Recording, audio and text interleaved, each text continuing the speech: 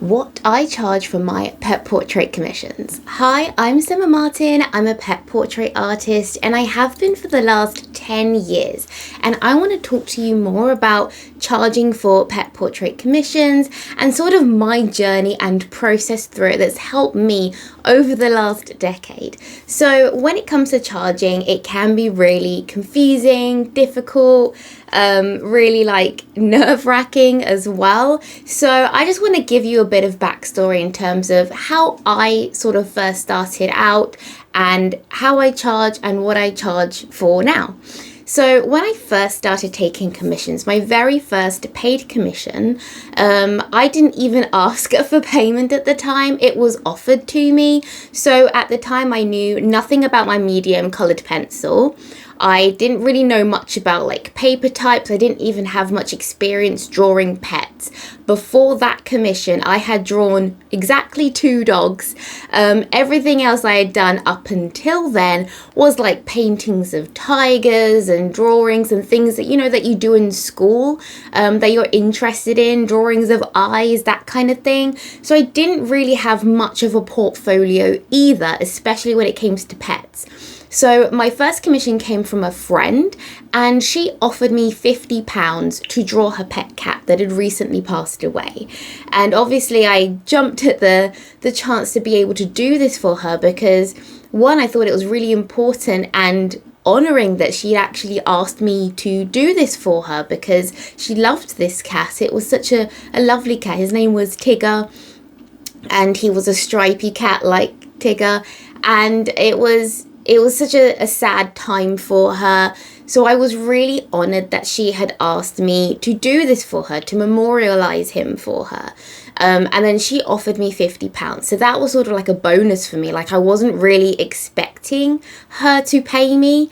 But what I realised looking back is about perceived value. So she decided for herself that my art at the time was worth £50. Not just that, because she could have just said £5, £10 if it was a pricing thing, but it was more of a value thing. So she perceived the value of my artwork to be about £50 at the time, which was quite an honour really, considering I was very, very basic. I didn't even have the colour pencils I have now. I knew nothing about brand and quality and anything like that. So I had a lot to learn. So £50 was a fantastic starting point for me, to be honest. And I'm very grateful to have had that opportunity.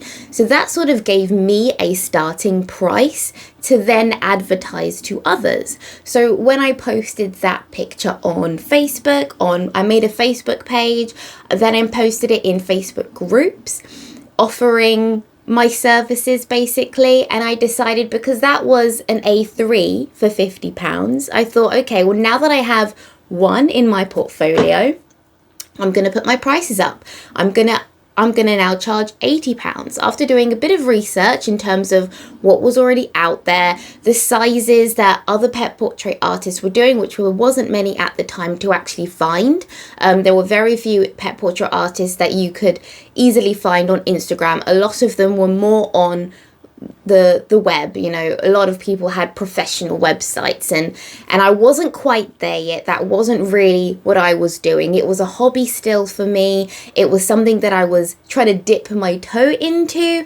So I wasn't quite looking at the people that were doing having it as their full-time career. I was more looking at the people that had just taken on a few commissions themselves and seeing what prices they were charging according to their experience and skill.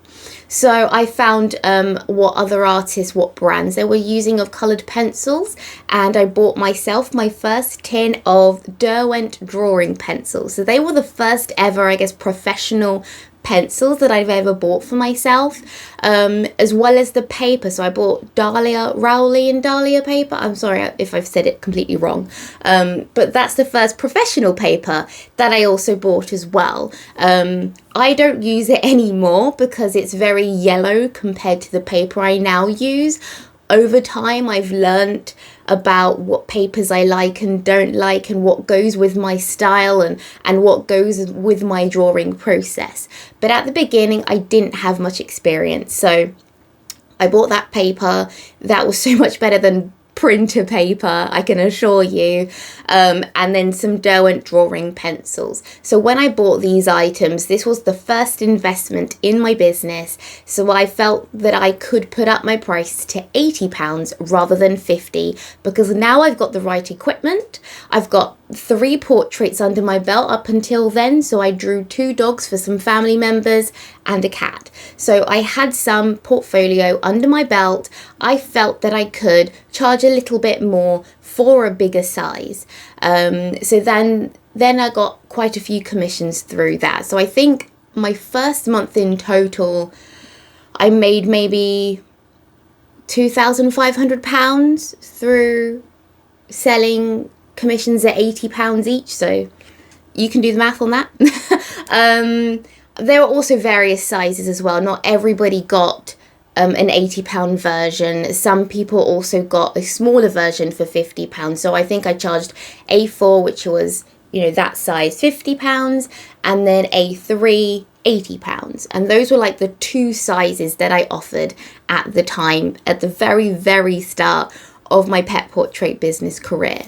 And then from there, I felt like because I was getting booked up quite quickly, the more experience I learnt from communicating with customers, from learning what they're after, what I could achieve, what I'm able to offer, I learnt quite quickly that my prices needed to increase. I was getting booked up, I guess, too in advance to keep up with. And I feel like when you get to that point, if you feel like you're booked in 4 months advance, 6 months, even to a year in advance, and you feel sort of like, okay, all of these people have given me money, but I still don't have enough, I don't have enough money to pay the bills for the next 6 months. So I can't exactly quit the job yet, but I've got 6 months of drawing to do.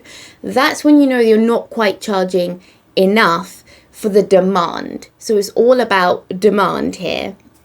So if you don't have the demand, if you're not getting booked up, then that's what you need to work on. It's nothing to do with your prices. It's nothing to do with your art. It's about your outreach. It's about getting more people to see you in order to book up with you. If you're getting too booked up, so like I said, 6 months, a year in advance, you've got the demand, so that gives you the ability to put your prices up, to increase your prices according to your demand. So I sort of came up with a little bit of a formula for myself to sort of help me understand that demand price relation. So then from then on, every time I was booked up 4 months in advance, I felt like 4 months was a good amount of time. So that was like 5 to say 9, 8 portraits a month, drawing them, because I was quite quick then. I didn't really know much about colour pencil itself, not like the style I have now. I also wasn't doing backgrounds and things like that, so the style I have now does take me a little bit longer, but then I was just doing, it's quite a quick process, so I was able to do quite a lot within a month for a small amount of money, I guess, for each one. So when I was booked up for 4 months in advance, I would put my price up by 20%. And this went on for a good few years. So every time I was booked up 4 months, my prices would go up to 20%.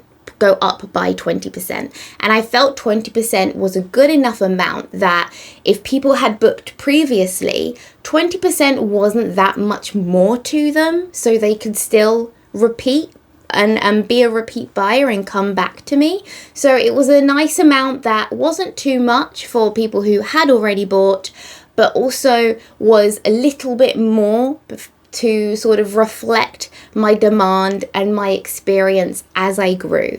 So I sort of did this price increase literally up until I think 2 years ago. So my prices haven't really changed for the last 2 years. So up until 2 years ago, my prices now are, so for an A3, what are they for an for an A5, basically my smallest size, so I used to charge, I think, around £50 for that, is now £300. For an A3, the first time someone paid for an A3 was £50. Now I charge £850. So you can see the sort of drastic growth from 10 years of experience, of talking to customers, of gaining the experience, growing my portfolio, because not only has my prices increased that much, but I've also drawn over 300 commissions since then, 300 paid commissions since my first one. So I've gained a lot of experience and a lot of knowledge in terms of business and in terms of my own material. So I've learnt so much to do with colour pencils and paper and framing and mounting and packaging and everything that goes with creating a good service. And that's something that has to grow with your experience. You can't just come into the industry and start charging £800 unless you're doing huge oil paintings that have a perceived value of £800. But if you're coming into the industry and you've just got small drawings like I do, small colour pencil drawings, and nobody knows who you are, start small and grow with your demand. Because if you have demand, if lots of people are asking to commission you, then you're doing something right in terms of enough people seeing you in order for your prices to go up. So it's really important that you do that. I honestly would never advise doing anything for free, because the payment system, even if it's just charging someone £10 or £5, like something very small, the actual exchange of payment, learning what payment you have access to, what you can ask for, what payment processes you can use. Is it through PayPal? Is it through card? Is it through bank transfer? Is it cash? If you don't ask for money, if you don't do things for money, you won't have the experience that comes with asking for the money and the actual payment process. And I guess the payment also is sort of like a commitment. It shows commitment from that other person. So if they're asking for it for free, they're giving you zero commitment. So they then have no obligation to support you through the drawing process, to encourage you to share it with anyone, to be excited about the fact that they've commissioned you as an artist, because you're just giving it to them for free. So they care as much as that. So I have found that over the years, the higher my prices have gone, the better customers I have attracted, the more supportive ones, excited ones, people that actually really love my artwork and fall in love with my art and my style and want to keep coming back. So price really does reflect the type of customer that you will attract and the experience of taking those commissions, of getting those payments. So I do really advise, don't do anything for free. Auctions and charities are very different. That's a different thing. But in terms of actual commissions, don't do anything for free. Do it for a small amount, especially if you've never got any commissions before. Start small, £20, £50, whatever you're comfortable with. But it's about getting comfortable asking for that money. I've drawn this, now you owe me money. Get comfortable with that relationship. That's really what the payment system is about at the very beginning. It's not necessarily about, I've worked this hard on my drawing, so I deserve this much.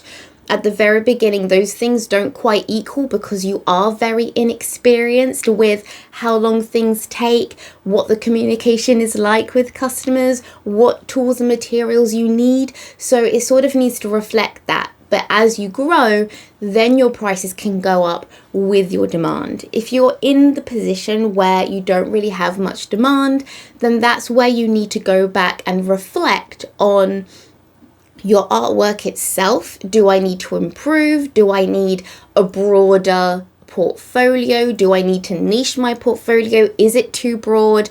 Am I showing people the best side of my art? Am I showing people enough of what I can do? And then also, how am I finding these people? Where can I find more of them? So reflect back to people who have commissioned you in the past and think about where they found you. Was it social media? Was it email? Was it word of mouth? And go back to those places where you've made previous sales and do more of that. If you want to know more about growing your pet portrait business, then I have created the Business of Pet Portraits course, and you can now download your free prospectus and learn all about it by clicking the link below. And I'll see you next time.